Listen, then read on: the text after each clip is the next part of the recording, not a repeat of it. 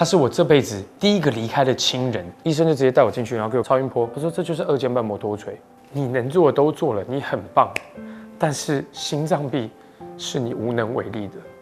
他生病的10个月，是我觉得说，真的有一件事情是你怎么努力都没有用的。老天爷啊，你把我的生命分一点给我的女儿，我不要活了，我都愿意把我的生命给你，只希望让你舒服一点点。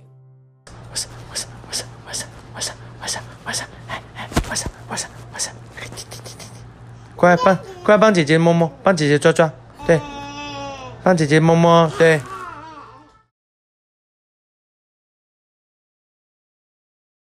Hello， 大家好，我是 JR 纪彦凯，我跟你们一样，就是一个我们心爱宠物的爸爸。那今天来跟大家分享的是我已经离开的女儿，叫棉花糖。我跟她在一起这7年的点点滴滴。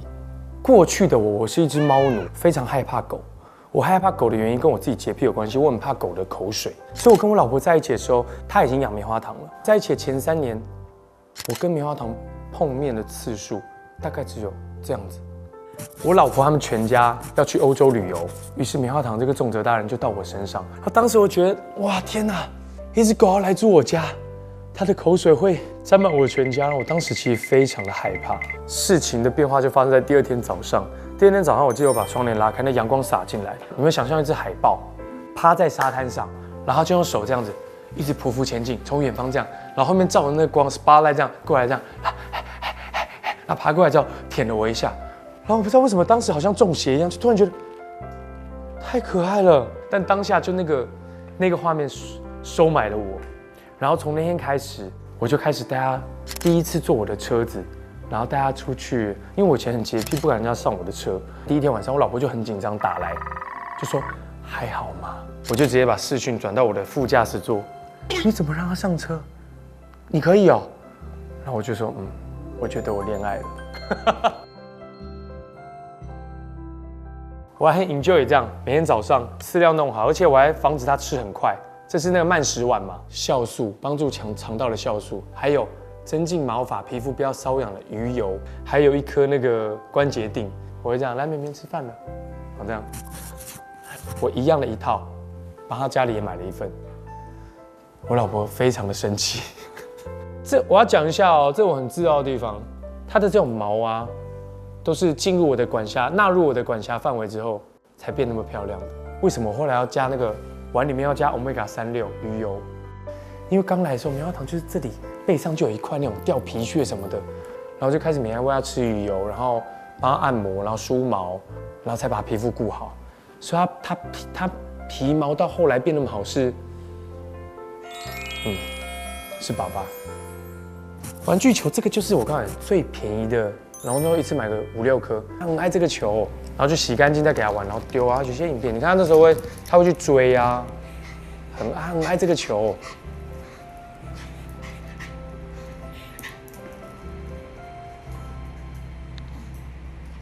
然后丢他就捡回来。还有这个是我很重要的一个，这个东西传承到现在，我女儿还在玩，就是这只在香港迪士尼买的辛巴，然后后来棉花糖就会把它当成是一个他的敌人，每天跟他对战。这一只我女儿现在还会抱着睡觉，这只狗还在，你看它是不是很可爱？哇，这狗狗好可爱哦！哇，这血真名犬呢，好红哦！哇，这本人啊，对不起，本狗。哇，握手啊哥！在我结婚前，我觉得我可以留一本写真是让自己纪念的。然后那个出版社就来跟我开会说，哪些主题或是你的心路历程，你是要拍在这本写真书里。然后从头到尾开会，我只记得我讲一句，我要把我的棉花糖一起拍进去。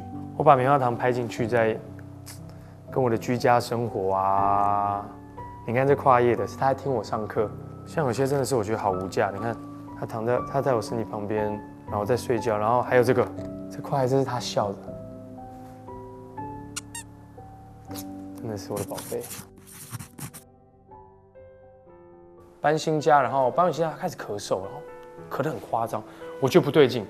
然后我记得那个医生就直接带我进去，然后给我看那心电图，就说超音波，他说这就是2尖瓣膜脱垂，什么意思？就是心脏病。什么意思？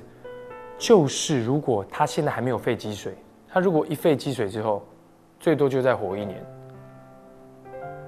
我当下就是完全，我是真的吓傻，因为就你一个措手不及，你完全没有想到说这样的事情会发生。他发的那个点就刚好在我把一些不顺遂的事情处理完之后，他才发病。但我感觉是很像，我知道爸爸这时候很不好，如果我这时候怎么了，爸爸一定活不下去，所以我要撑着。所以你说狗狗那个贴心有没有？他懂不懂你的那个状态？我觉得他懂。爸爸好了，爸爸走过来了，然后爸爸要把你搬个新家，然后要让你租更大的房子或怎么样，然后你就走了。然后那时候我还记得医生讲了一个，是我真的觉得啊 ，God， 真的是最受不了的。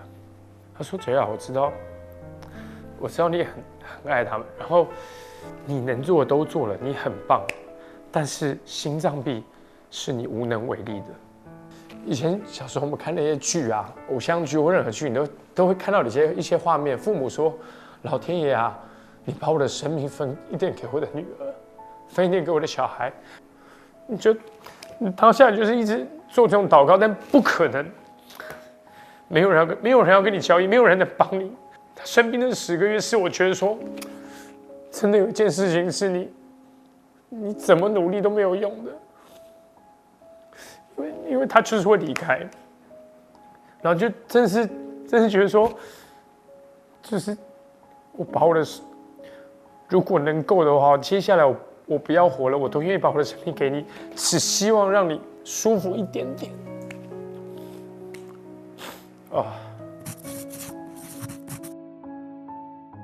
我们在煮菜，他一样在外面很兴奋哦，都不像是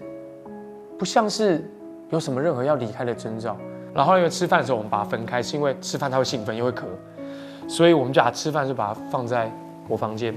然后我一走进去的时候，那状况太不对了，因为再怎么样他再不舒服，他一样会摇尾巴站起来，可是他是躺在那里的。然后我老婆说我用了一个，她觉得她没有听过我这么惊恐的声音叫她。然后我们进去，她就是剩下最后几口气，然后我就做了该做的急救，然后跟他讲了该讲的话，也打电话问了医生该怎么办之后，但他已经断气，之后已经发紫了，他就那天离开了。然后当然就进入了这些处理后事的过程，但是回到家的那一刻，我把他摆在床上，我那时候刷完牙，然后我老婆进来，我们才发现他离开那天是我们的结婚纪念日。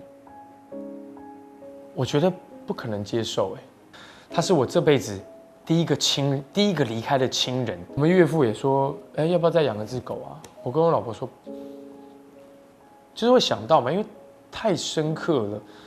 但最强烈的一次是，尤其小麦啊，现在4岁的时候，他开始记得他以前有过一只狗狗，知道说棉花糖呢的时候，我们就说啊，如果棉花糖还在就好了。绵绵，如果你有空的话，不要有压力，你可以回来看看爸爸跟妈妈，因为爸爸不会搬家，车上你以前坐的位置和你车上的爪痕，爸爸都还留着，然后你的床、你的东西，爸爸都还留着，有空可以回来看看我们。问一下，然后再走出去。C。嗨，我是 Sandy 吴善如，这是哈希。喜欢我们的节目的话，请帮我们按赞、订阅、开启小铃铛哦。